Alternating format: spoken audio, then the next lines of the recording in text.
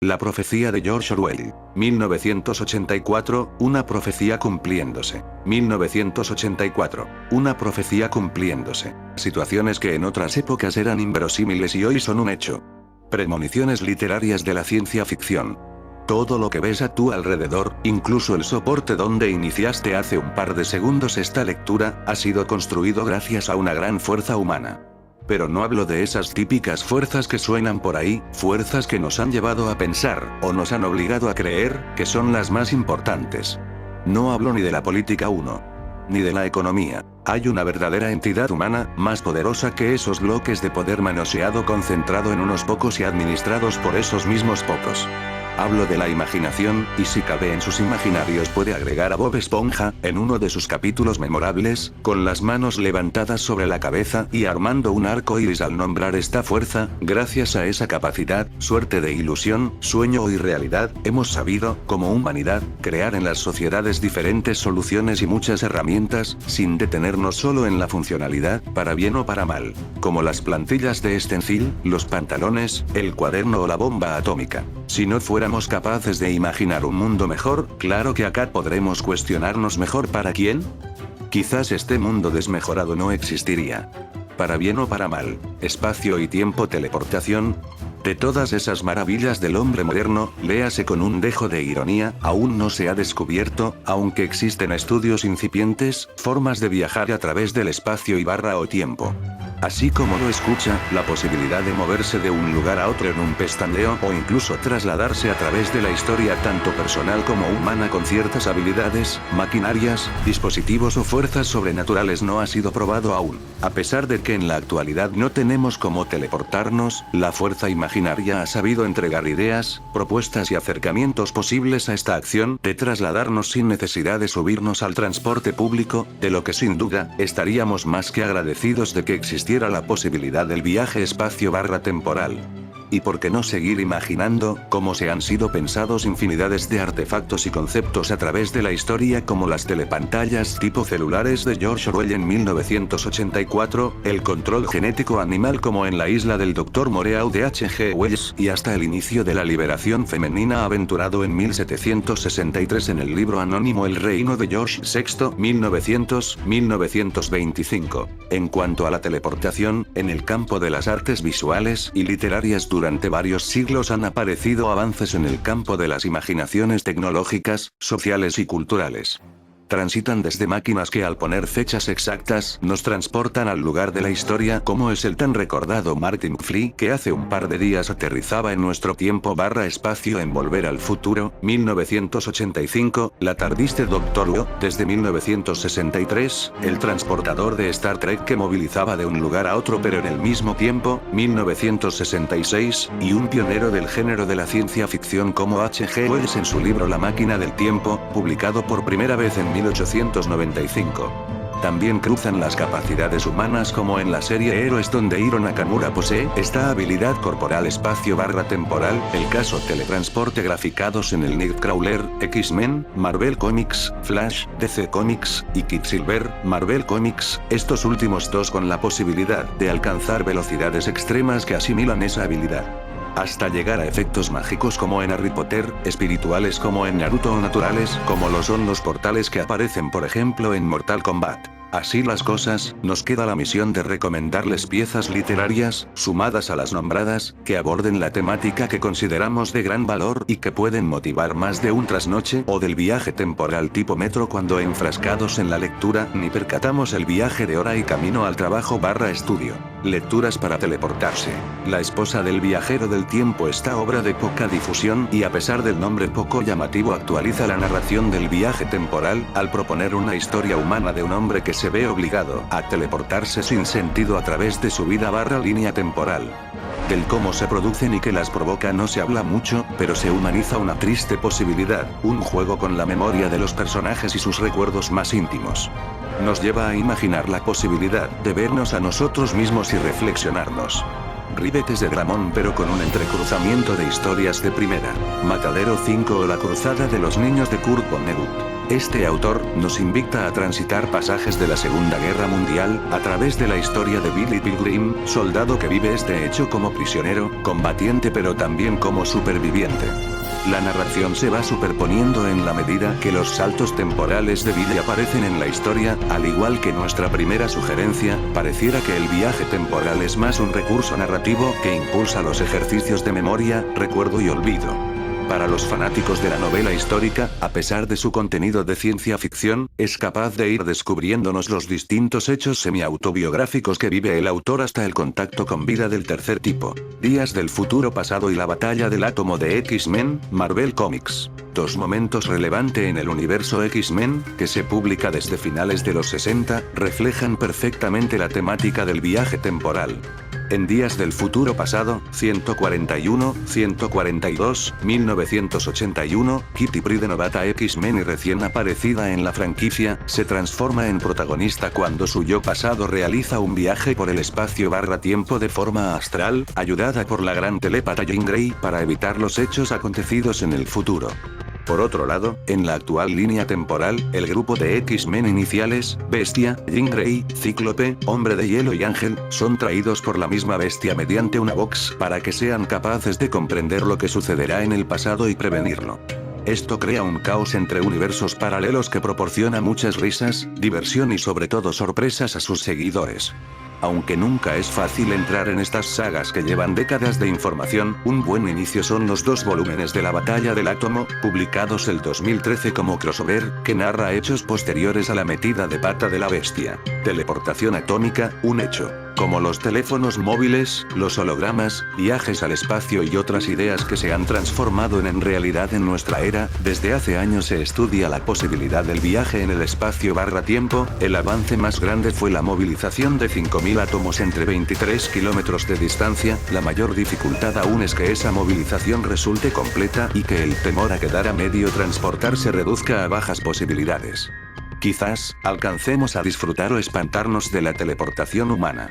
Quizás, los gobiernos y las corporaciones tratan de dominar el mundo, pero nunca pueden ser tan poderosos como la magia negra. Antes de examinar la evidencia del uso de la magia negra por la élite, vale la pena recordar un aspecto definitorio del satanismo: la inversión de todo. El negro es blanco, lo malo es bueno, lo bueno es malo.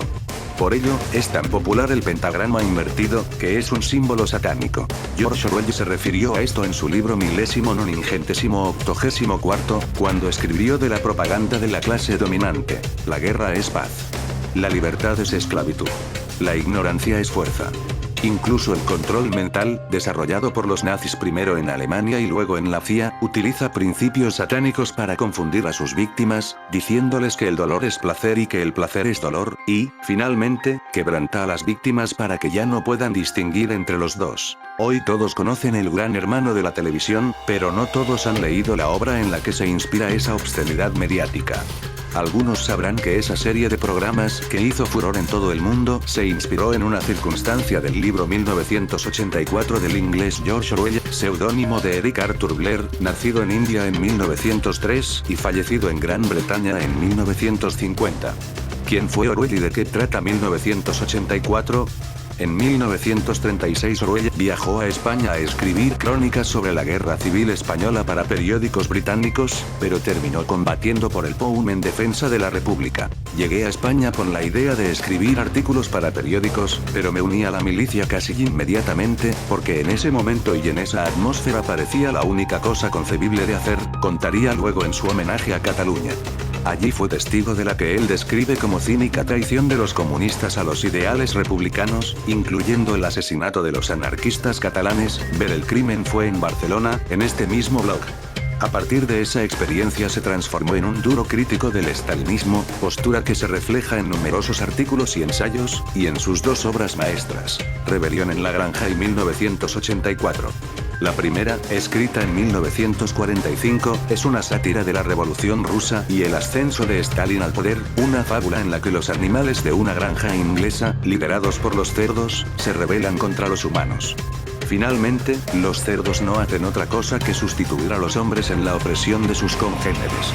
La segunda, escrita en 1948, no es solo una crítica al estalinismo, sino a todos los regímenes autoritarios. Televigilancia. La primera edición de 1984 fue publicada en 1949, cuando la televisión comenzaba a instalarse en Gran Bretaña. Orwell percibió inmediatamente el terrible poder que este medio podía tener para el sometimiento de las masas, y la incluye entre los mecanismos que utiliza el gobierno para dominar y vigilar a los ciudadanos del Londres del entonces futuro 1984. Es así que en la anti-utopía orwelliana hay instaladas pantallas, cámaras de televisión y micrófonos, en todos los lugares concebibles, desde las plazas públicas hasta los dormitorios particulares, pasando por fábricas, escuelas, baños públicos, y cualquier otro lugar donde fueran necesarias. Desde esas pantallas no solo se transmiten arengas, discursos del gran hermano que supuestamente encabeza el gobierno, noticias de una guerra indefinida e interminable, marchas militares y clases de gimnasia, sino que con sus micrófonos y sus cámaras adjuntas se vigila permanentemente a los ciudadanos con el fin de detectar eventuales conspiraciones. Mientras tanto, desde los muros, infinitos afiches recuerdan a los ciudadanos: el gran hermano te está vigilando, Big Brother is watching you.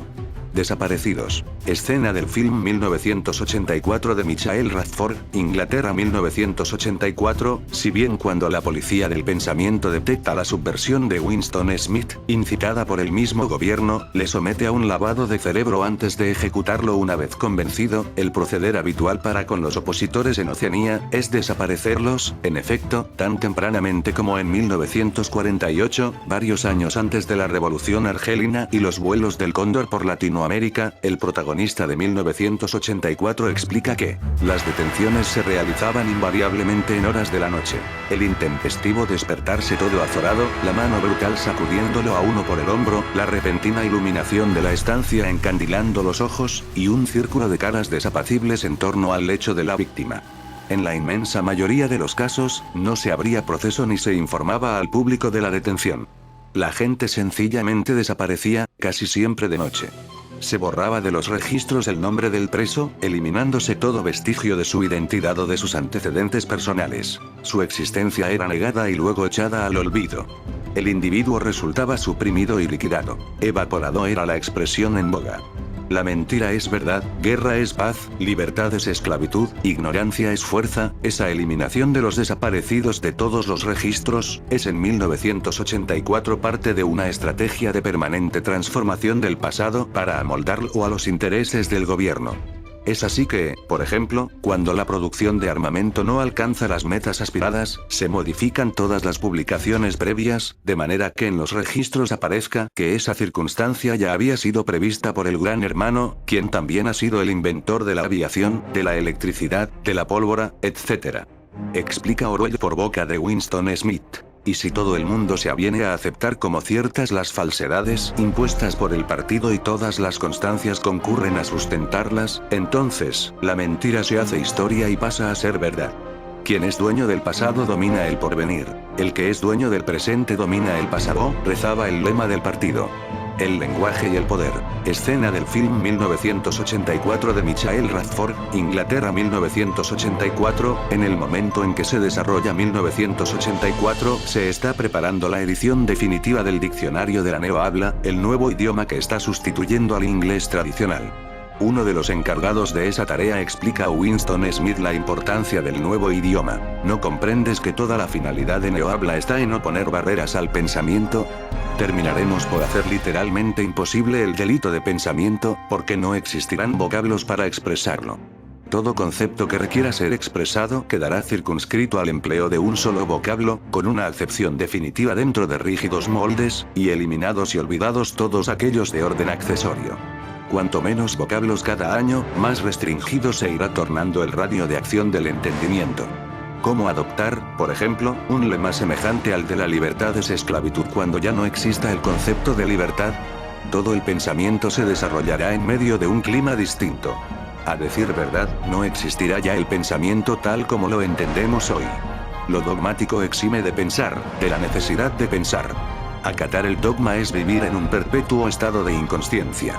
Paradoja. Escena del film 1984 de Michael Radford, Inglaterra 1984. Durante décadas, 1984 fue utilizado por derechistas y conservadores como ejemplo admonitorio de lo terrible que podría ser nuestra vida si caíamos en las garras del comunismo. Sin embargo, cuando les fue necesario, esos mismos partidos y personas terminaron aplicando las mismas fórmulas para controlar y reprimir a sus pueblos. 1984 tiene otro libro adentro. Teoría y práctica del colectivismo oligárquico, un equivalente del manifiesto comunista escrito por un supuesto opositor al régimen llamado Manuel Goldstein, en el que se le critica y analiza. Orwell utiliza ese recurso para hacer un análisis del capitalismo moderno. Dice: desde el preciso instante en que la máquina hizo su aparición, la gente de algún criterio comprendió al punto que con ello se ponía término al trabajo esclavizado del hombre y quedaba reducida a un mínimo la desigualdad entre los humanos.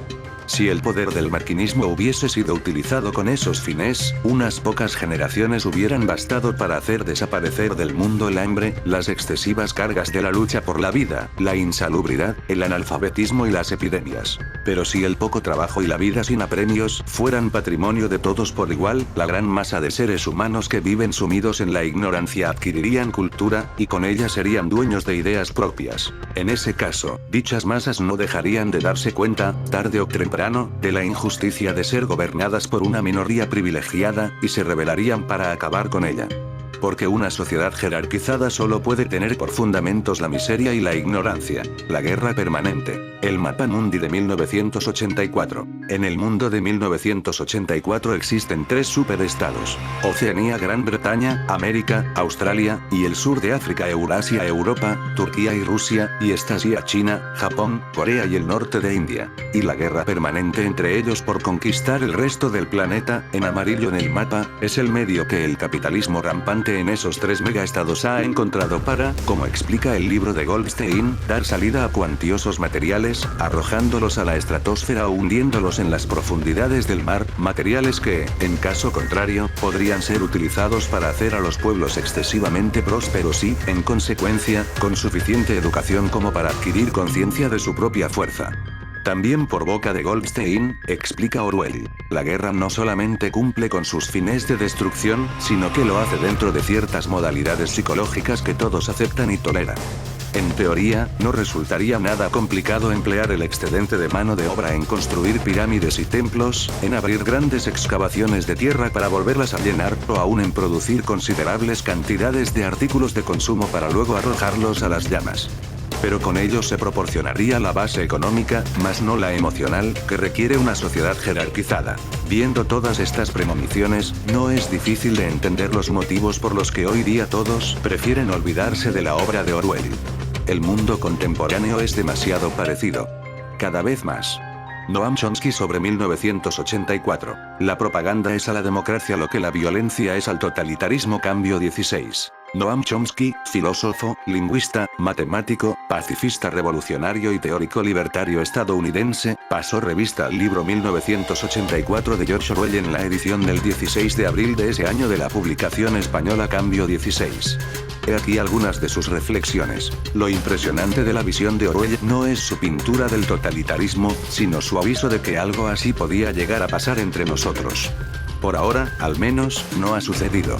Las sociedades del capitalismo industrial poca semejanza tienen con la Oceanía de Orwell, aunque los regímenes de tortura y terror que se impusieron en otros lados alcanzaron niveles de violencia jamás sospechados por Orwell, siendo América Central el caso actual más obvio.